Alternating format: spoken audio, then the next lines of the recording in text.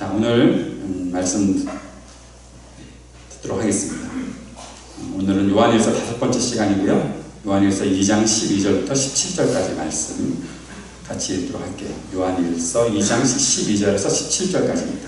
다 같이 읽겠습니다. 시작. 자녀들이 여러분, 내가 여러분에게 이 글을 쓰는 까닭은 그의 이름으로 여러분의 죄가 용서함을 받았기 때문입니다.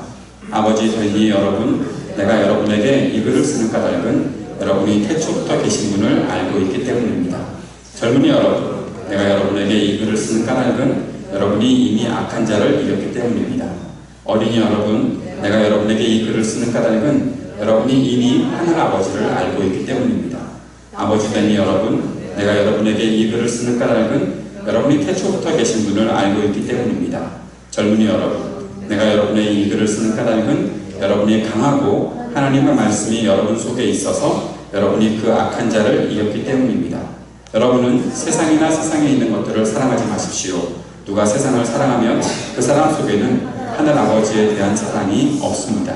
세상에 있는 모든 것, 곧 육체의 욕망과 눈의 욕망과 세상 살림에 대한 자랑은 모두 하늘 아버지에게서 온 것이 아니라 세상에서 온 것이기 때문입니다. 이 세상도 사라지고 이 세상의 욕망도 사라지지만 하나님의 뜻을 행하는 사람은 영원히 남습니다. 아멘.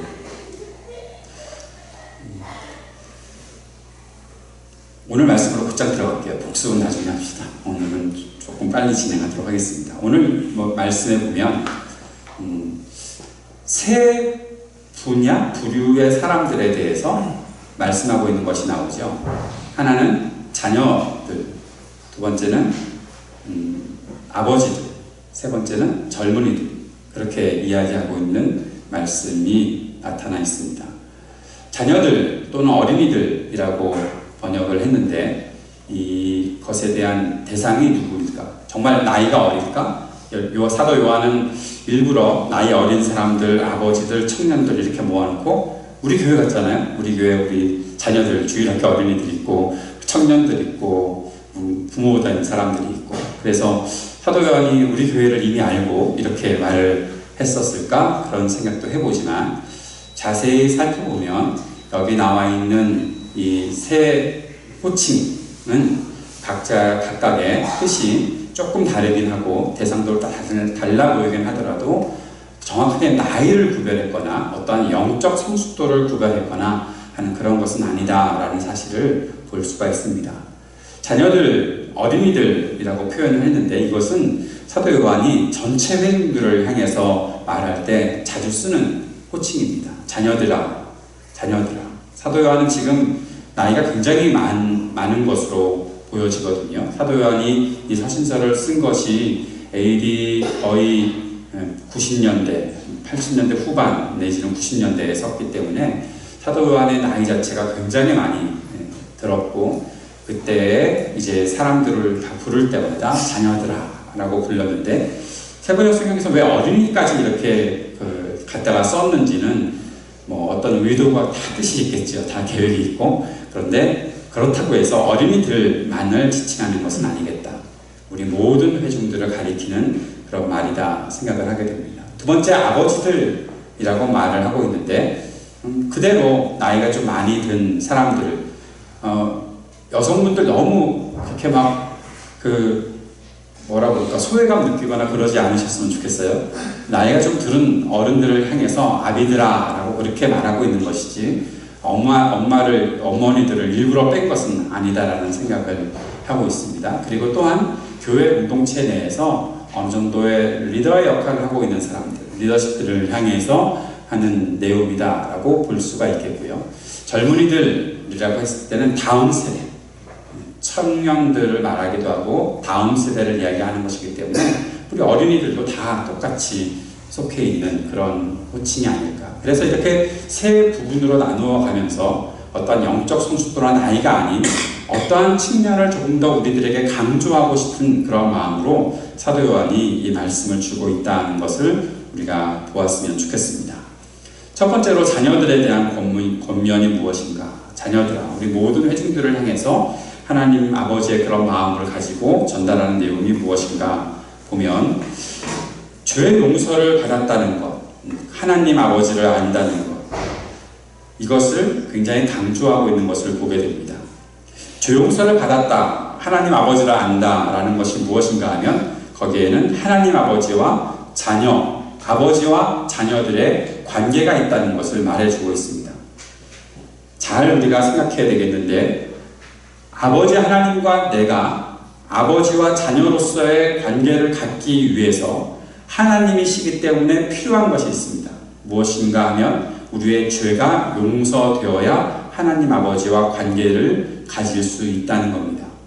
내가 하나님을 아버지라고 부를 수 있는 것, 내가 하나님을 향해 아버지 하나님이라고 부를 수 있는 것은 내가 죄 용서 받았다는 확신, 그리고 그것을 이후에 그리스도께서 나를 위해서 흘려주신 십자가 보혈의 피, 그리스도께서 나를 위해 죽으신 그것이 내 속에 인정이 되고 받아들여졌을 때에, 내 죄가 용서함 받았을 때에만 아버지께로 나아가서 내가 주님을, 하나님을 아버지라고 부를 수 있다는 것이죠. 그래서 죄 용서 받았다는 것과 아버지 하나님을 알고 있다는 것과는 굉장히 큰 연관이 있다는 사실을 우리가 생각할 수 있어야 하는 겁니다. 사랑하는 여러분, 오늘도 하나님을 아버지라고 부르며 주님 앞에 예배하고 계십니까? 오늘도 여러분은 하나님을 아버지라 부르며 주님께 기도하고 있습니까? 그렇다면 여러분 속에는 여러분의 죄가 그리스도의 십자가의 공로로 용서받았다는 사실을 믿는 것이 분명히 있어야 한다는 것이죠. 내가 죄 용서받았다는 사실을 믿지 못한다면, 내가 그리스도 예수의 십자가 공로를 인정하지 않는다면 나는 하나님을 아버지라 부를 수 없습니다. 겉으로는 아버지라고 부르는 것처럼 보일 수도 있겠죠. 호칭이야 누구나 할 수 있겠으니까. 그러나 그 호칭은 그렇게 함부로 쓸 수 있는 것이 아닙니다. 내 자신이 주님을 아버지라고 부를 수 있을 만큼, 나를 따뜻하게 사랑해 주시는 그런 아버지 하나님의 사랑을 느낄 수 있을 만큼 죄에 대해서 그리스도 앞에 온전히 자백하고, 하나님 내가 연약한 존재입니다. 나는 부족한 존재입니다. 나를 깨끗하게 해주셔야 내가 주님 앞으로 나아갈 수 있습니다. 하나님과 온전한 친밀한 관계를 가지고 살 수 있습니다. 그 고백할 수 있는 것이지, 그저 내가 뭔가 필요하니까 주님을 아버지, 나한테 뭐 좀 주세요 라고 할 때만 아버지라고 부를 수 있는 것은 절대 아니라는 것이죠. 하나님은 우리가 하나님을 아버지라고 부를 때 우리가 그 품에 안겨서 하나님 아버지의 놀라우신 크신 사랑을 경험할 수 있기를 원하시는 것인데, 우리는 그 사랑과는 전혀 관계없이 내가 필요한 것만 주님께 무엇인가 구하려고 한다면 그것은 아버지 하나님에 대한 믿음의 고백이 전혀 없는 것과 다르지 않다라는 사실을 보여주는 겁니다. 그래서 사도 요한은 자녀들에게, 어린이들, 아직 정말 아버지 하나님의 그 품에 안겨야 하는 그런 어린아이와 같은 우리들 모두에게 이 사실을 강조하고 있는 것입니다. 두 번째, 아버지들을 부르며 하는 권면이 무엇인가? 사도 요한은 아비들에게, 교회의 아버지 역할을 하는 사람들, 나이가 많이 들어서 이제 신앙의 경륜이 깊어져서 다른 사람들에 대한 어떠한 책임을 가지고 사는 사람들에게 이렇게 말하고 있습니다. 너희들은 하나님을 아는 깊은 지식을 가지고 있다라는 겁니다. 너희들은 하나님을 알고 있다. 하나님을 알고 있다.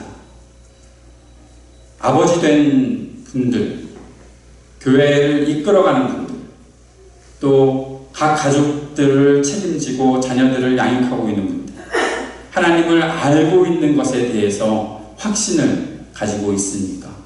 나는 하나님을 알고 있다라고 말할 수 있습니까? 우리 부모님들에게 한번 여쭤볼까요? 아빠, 하나님은 누구야?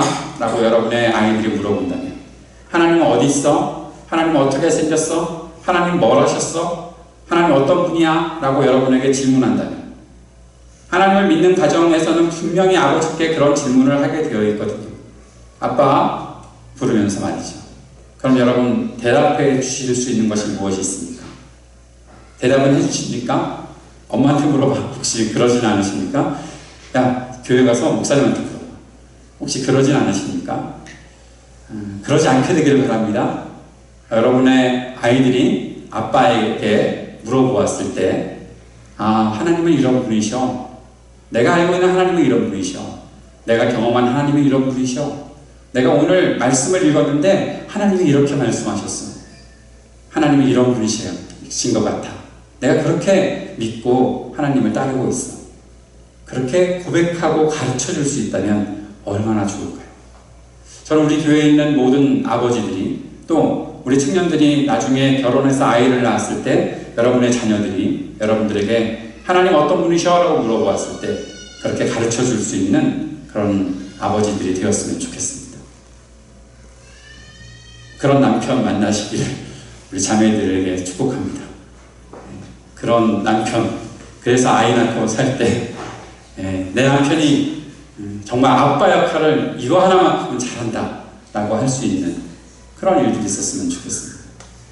하나님에 대한 지식을 아는 것, 하나님을 내가 알고 있는 것, 이것은 얼마나 중요한 일인지 모릅니다. 단순히 내가 나이가 많이 든다고 하나님을 알 수 있는 건 아니잖아요. 나이 든다고 하나님 압니까? 아니죠. 나이로 하나님을 아는 것은 아니니까요. 그러려면 하나님을 알아가는 일들이 우리들에게 있어야 되는 거죠. 하나님이 나에게 무엇을 말씀하셨는지를 알 수 있어야 되는 거죠. 여러분, 하나님이 여러분에게 무엇을 말씀하고 있는지 매일매일 듣고 있습니까? 누군가를 양육하고 누군가를 책임져주는 사람들, 우리 교회 모든 리더십들에게도 다시 한번 묻고 싶습니다. 여러분, 하나님이 여러분에게 오늘 말씀하시는 것은 무엇입니까? 어제 하나님은 여러분에게 무엇을 말씀하셨습니까? 매일매일 하나님은 나에게 어떤 말씀을 주고 계십니까? 그렇게 말씀을 들어가면서 하나님을 알 수 있어야 되는 것이고, 그렇게 알아가는 그 지식이 쌓여갈수록 우리는 하나님 아버지께서 내게 어떠한 책임을 주셨는지를 알 수 있어야 하는 것이거든요. 최근에 우리가 창세기를 계속해서 묵상하면서 하나님께서 아브라함과 대화 나누시는 것을 계속 보고 계시죠. 그런데 하나님께서 아브라함에게 아직 사라와의 관계 속에서 자식을 낳지 못하고 있는 아브라함에게 하나님께서 내가 너를 수많은 민족들의 아비가 되게 하겠다. 그러면서 아브람이라는 이름을 아브라함이라고 바꿔주시잖아요. 그러면서 하나님께서 어떤 말씀하십니까? 너 아버지가 될 거야. 너 자손이 많아질 거다. 그러니까 너 좋지? 기분 괜찮지? 그렇게 말씀하시는 것이 아니라 아버지가 되어서 할 일도 말씀해 주시는 것을 보지 않았습니까? 창세기 17장 7절 8절 말씀 한번 볼까요? 이렇게 말씀하고 있죠. 창세기 17장 7절 8절 말씀. 내가 너와 세우는 언약은 나와 너 사이에 맺는 것일 뿐 아니라 너의 뒤에 오는 너의 자손과도 대대로 세우는 영원한 언약이다. 이 언약을 따라서 나는 너의 하나님이 될 뿐만 아니라 뒤에 오는 너의 자손의 하나님도 될 것이다.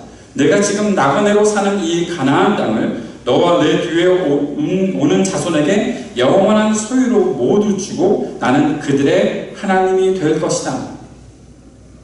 하나님께서 아브라함에게 무엇을 말씀하십니까? 너만 나와 언약을 맺은 사람이 아니라 너의 자손과도 언약을 세울 텐데 그 시작이 너여야 하는 거야. 나는 너를 그 시작의 포인트로 삼고 있어.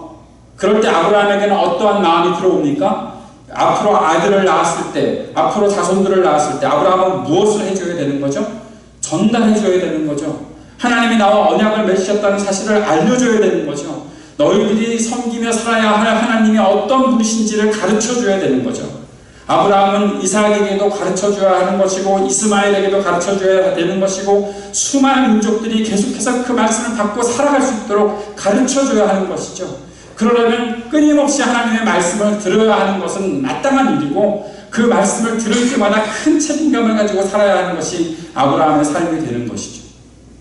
사랑하는 여러분, 우리가 예수를 믿고 지금까지 살아오면서 때로 이렇게 아버지가 되어 있는 분들도 있고 앞으로 누군가를 양육하고 책임져야 되는 그런 사람들이 있고 더 성숙해지면서 누군가 우리를 통해서 전달되는 그런 하나님의 말씀을 들어야 될 사람들이 생길 텐데 그때 나는 하나님을 잘 몰라.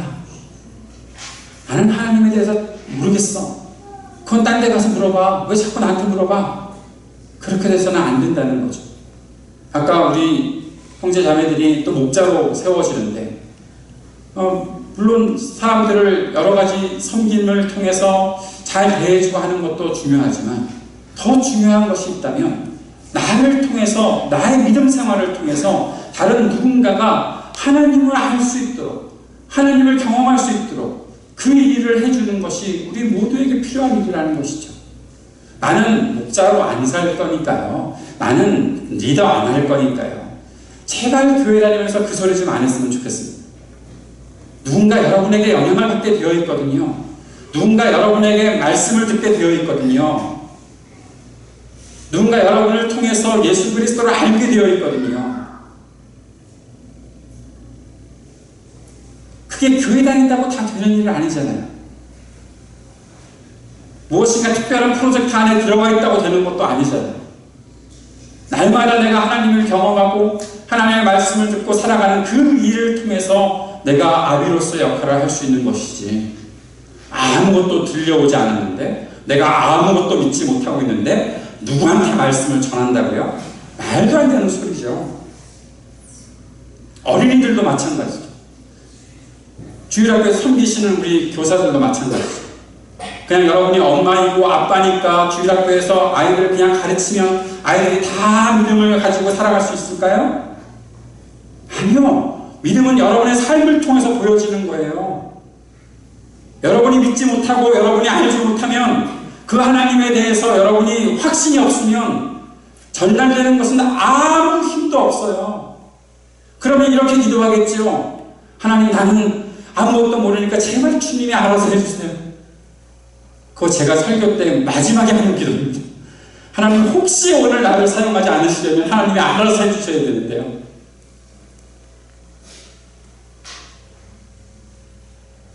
그런 기도를 할 때 제 자신 속에 얼마나 비참함이 있는 줄 아세요? 나도 확신하지 못하는 것을 누군가에게 전한다는 생각은 비참한 거예요. 그런데 진짜로 하나님 알아서 움직이시고 내가 한 일은 별거 없을 것 같은 그런 때를 경험하게 되면 정말 좌절하는 거예요. 나는 무슨 의미로 이곳에 서 있나? 그래서 하나님께 다시 나오게 되죠. 하나님, 제발 저에게 하나님의 은총과 은혜를 입혀주세요. 하나님 말씀을 깨달을 수 있게 해주세요. 크신 하나님을 조금씩 더 알아갈 수 있도록 해주세요. 간절히 매달리는 거죠. 어떻게 그런 마음 없이 말씀을 전합니까? 어떻게 그런 마음 없이 하나님을 증거합니까? 성경의 이야기들이니까 성경의 이야기처럼만 증거하면 다 되는 건가요? 아니요. 사도 요한은 아버지들에게 너희는 하나님을 알고 있지 않느냐, 하나님에 대한 그 깊은 지식을 갖고 있지 않느냐 강조해서 말하고 있어요. 왜요? 그 말을 듣고 배우는 이들이 이 거짓된 것이 가득 차 있는 세상 속에서, 교회를 공격하고 교회를 힘들게 하는 이 세상 속에서 그 말씀을 듣고 견뎌내야 하니까, 이겨내야 하니까, 어떻게 확신 없는 말을 듣고 그들이 견뎌내고 이겨낼 수 있다고 생각하세요? 어떻게 내 속에도 나도 깨닫지 못한 말을 전하면서, 내가 알지도 못한 하나님을 전하면서 내가 소리 내고 있는 것들을 배우는 이들이 무슨 힘을 가지고 세상을 이길 수 있다고 생각하세요? 아, 그분들이 더 큰 믿음을 가지고 있는 거 아닌가? 사랑하는 여러분, 우리 모두가 아버지로서의 역할을 감당해야 되는 사람들이 됩니다. 될 수밖에 없습니다. 하나님께서 그런 때를 주실 겁니다. 그러한 때에 사도 요한의 이 가르침 분명하게 확인하고 들어가십시오. 나는 아버지 하나님을 알고 있다. 책임이 있다. 나에게는 분명한 책임이 있다.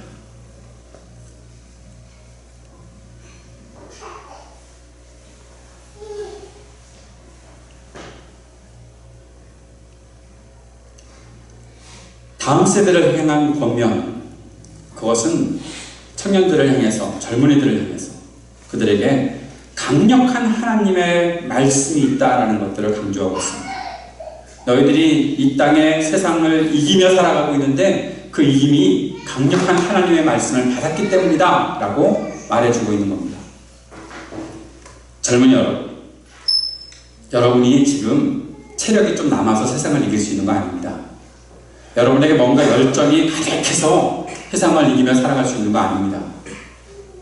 말씀이 있기 때문에 이길 수 있는 겁니다. 하나님의 말씀이 강력하기 때문에 우리가 세상에 나가서 승리하며 살아갈 수 있는 것이지, 내가 지금 젊으니까, 내가 지금 뭔가 꿈이 있고 마음속에 이렇게 가슴 벅찬 무엇인가가 있으니까 내가 이 세상을 이길 수 있겠지? 아닙니다. 이걸 다시 생각해보면 아무리 나이가 젊어도, 아주 나이가 뭐 어리고 아주 팔팔한, 그런 육체적으로 팔팔한 삶을 살아도 하나님 말씀 앞에서, 하나님의 은혜 앞에서는, 죄송합니다 이런 표현을 써서, 아주 힘이 다 빠진 안 되겠다, 쓰면 안 되겠다. 힘이 다 빠진, 곧 죽을 것 같이 이제 병상에 누워서 있는 사람처럼 사는 사람도 있어요.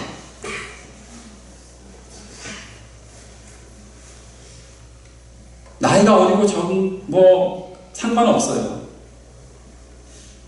어떤 분은 나이가 많이 들어서 이제 곧 인생이 꼭 끝날 것 같은데, 아무리 생각해도 이제 얼마 남지 않은 것 같은데, 그럼에도 정말 힘차게 살아가는 사람이 있는가 하면요, 아주 젊은데 왜 저 젊은이는 자신의 젊음이 전혀 삶을 통해서 드러나지 않을까 싶게 사는 사람도 있다는 거예요.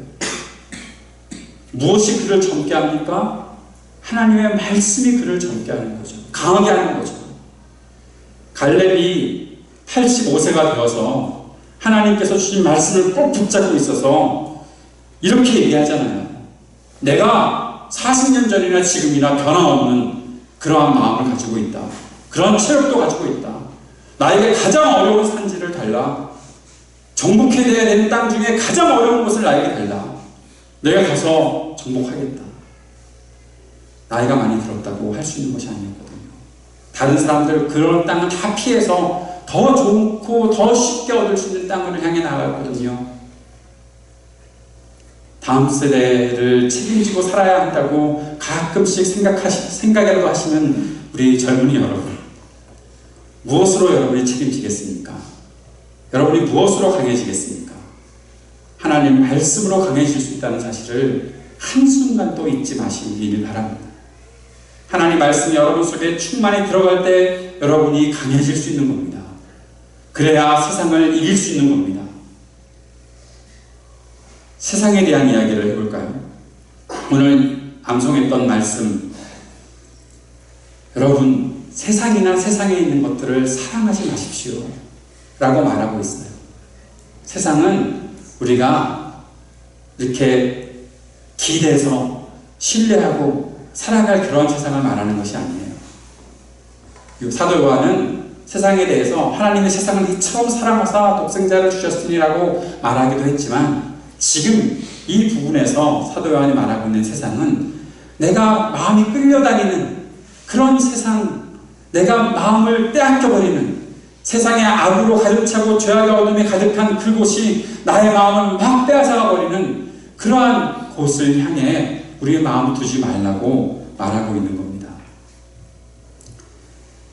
세상은 하나님에 대한 사랑을 빼앗아가는 존재들입니다. 그 세상 속에 가장 강하게 나타나는 것이 무엇인가 하면 돈이겠죠. 돈. 성경은 반복해서 우리들에게 가르쳐주는 것이 있습니다.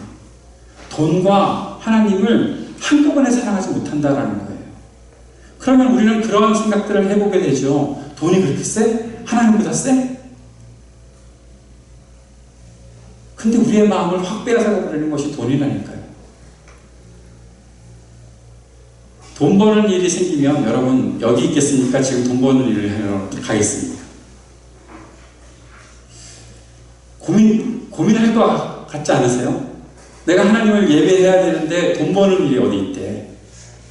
그러면 돈 버는 일을 먼저 찾아가는 것이 우리들의 모습입니다.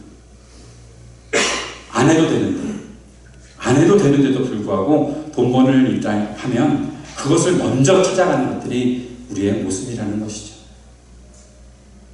하나님 앞에서 한 번이라도 고민해 본 적 있으세요? 내가 하나님을 예배하고자 하는 마음을 빼앗기지 않기 위해 한 번이라도 고민해 본 적 있으세요?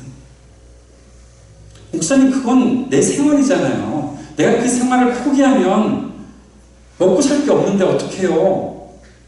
그건 당연히 그쪽으로 가야 되는 거죠. 예, 언제까지 봐드릴까요? 뭐 그거 제가 봐드린다고 뭐 되겠습니까? 여러분이 하나님 앞에서 어떻게 생각하고 계실까요? 한 번쯤은 고민해 봐야 되지 않겠어요? 우리는 가끔, 저는, 여러분은 어떨지 모르겠지만 저는 가끔 고민이 많이 돼요. 지금 이 시대의 교회에서는 하나님 앞에 예배하는 주일도 강조 못하고, 하나님 앞에 드리는 헌금도 강조 못하고, 강조 못할 게 너무 많아요. 그런 얘기하면 교인들이 떠난다고. 그런 얘기 자꾸 하면 교인들이 부담스러워서 교회 안 나온다고. 나도 그래서 하지 말아야 되나, 해야 되나 고민을 많이 해요. 그러다가 여러분께 한번 말씀드린 적 있죠. 3년에 한 번씩 헌금 얘기하겠다고. 하나님 앞에 내가 헌신하고 살아가는 것들에 대해서 왜 우리는 그것을 강조하면 어느 순간 갑자기 나쁜 교회가 되어버릴까요? 도대체 좋은 교회는 뭐예요?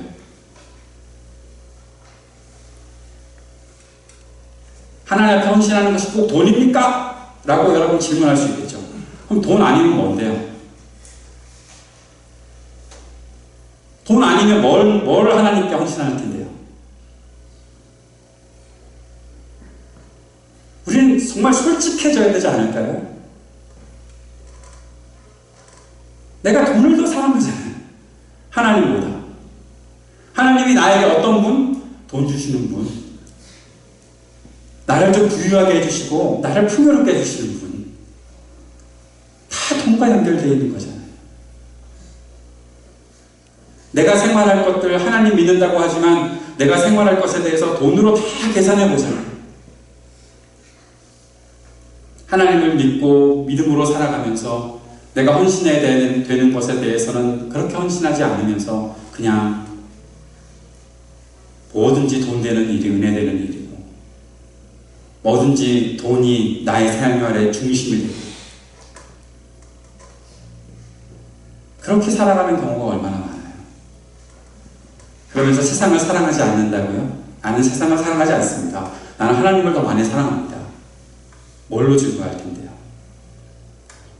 내 관심이, 내 눈이 돈이 있으면 거기로 이렇게 옮겨가는데,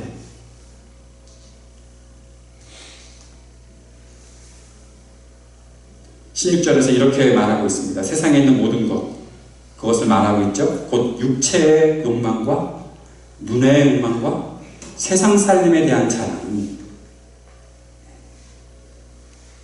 세상에 있는 모든 것이 이렇게 설명돼요. 육체의 욕망, 내가 지금 뭐 하고 싶은 것, 내 마음속에서 내 육체가 막 끌어가는 것. 눈의 욕망, 좋아 보이는 것. 안목의 정욕이라고 예전에 번역됐죠. 내가 볼 때 저게 좋아 보이는데, 내가 볼 때 저게 더 좋아 보이는데. 세상 살림에 대한 자랑. 내가 이만큼 풍요로워졌는데, 그러한 것들에 우리가 마음이 끌려다니게 된다면 사도 요한이 그것을 무엇이라고 설명합니까? 그러한 것은 하늘 아버지에게서 온 것이 아니라 세상에서 온 것입니다. 세상에서 온 것입니다. 그리고 17절 말씀에 이 세상도 사라지고 이 세상의 욕망도 사라지지만 하나님의 뜻을 행하는 사람은 영원히 남습니다 라고 말하고 있어요. 다시 말하면 나는 영원한 가치, 하나님 말씀이 우리들에게 가르쳐 주신 그 영원한 가치를 따라가고 있느냐, 아니면 있다가도 없어지는 그런 것들을 따라가고 있느냐, 진지하게 물어보고 있는 것입니다. 사랑하는 여러분, 내가 하나님을 믿고 하나님을 사랑한다고 말한다면 그 증거가 무엇으로 나타나야 하는지를 한 번 더 깊이 생각해 볼 수 있는 우리가 되었으면 좋겠습니다. 그것은 사람들을 사랑하는 것으로 나타나겠죠. 그리고 내 생활에 필요했던 모든 것들, 이것이 없으면 나는 곧 죽을 것 같았다 했던 그것이라도 하나님께서 원하시는 곳에 사용될 수 있도록 기꺼이 드릴 수 있는 그런 삶을 살아가는 것이, 그것이 우리의 삶이 되어야 하겠죠. 그래야 세상을 이길 수 있고 이 땅에 참되신 하나님의 말씀을 증거하며 살아갈 수 있는 것입니다. 누군가 우리들에게 어느 순간 또 물어본다면 당신이 믿고 있는 하나님은 어떤 분이십니까? 하나님은 이런 분입니다라고 분명히 얘기할 수 있고, 하나님 앞에 당신이 어떠한 삶을 살아가고 있습니까? 라고 했을 때 나는 이 세상보다 하나님을 더 많이 사랑하며 살고 있습니다 라고 당당히 말할 수 있는 저와 여러분의 삶이 되었으면 좋겠습니다. 그렇게 말씀을 더 깊이 사랑하고 말씀하시는 것을 향해 나아가고 말씀대로 살려고 발버둥치는 우리들이 되었으면 좋겠습니다. 그런 우리들에게 하나님께서는 분명히 은혜를 베풀어 주실 것입니다.